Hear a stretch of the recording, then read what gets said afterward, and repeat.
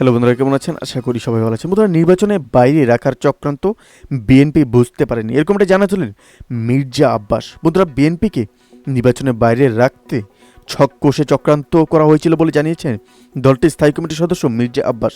তিনি বলেন যে 28শে অক্টোবর প্রথম চক্রান্ত শুরু হয়, যাতে বিএনপি ক্ষমতায় আসতে না পারে, সেজন্য নির্বাচন থেকে দূরে রাখার চক্রান্ত করা হয়েছিল, আমরা বুঝতে পারিনি। শনিবার সকালে রাজধানীর নয়াপল্টনে বিএনপির কেন্দ্রীয় কার্যালয়ের সামনে প্রচারপত্র বিতরণ ও গণসংযোগ কর্মসূচিতে তিনি এই কথা বলেন।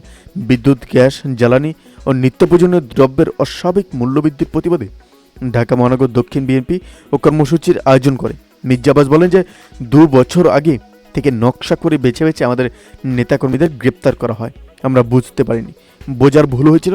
অনেক নেতাকর্মী জেলে গেছেন একটা মামলা নিয়ে, আর বেরিয়েছেন 20 থেকে 22টা মামলা নিয়ে। তিনি বলেন যে রাজনীতি করার কারণে অনেকবার জেলে গেছে, কিন্তু এবারের মতো করুণ অবস্থার কথা বর্ণনা করতে পারবো না।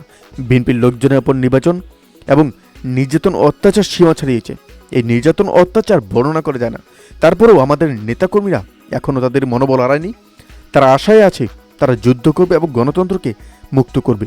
এ সরকারের পতন ঘটবেই বলেন বিএনপি নেতা। দলটির স্থায়ী কমিটির সদস্য বলেন যে জনগণকে কষ্ট দিতে ক্ষমতায় টিকে আছেন সরকার, মানুষের প্রতি দায়বদ্ধতা না থাকায় এমনটা করছে তারা। সরকারের সিন্ডিকেটের কারণে দ্রব্যমূল্যের ঊর্ধ্বগতি লাগামহীন এবং জনগণের পকেটের টাকা লুটে নিতে বিদ্যুৎ, গ্যাস ও জ্বালানির দাম বারবার বৃদ্ধি করছে ক্ষমতাসীনরা।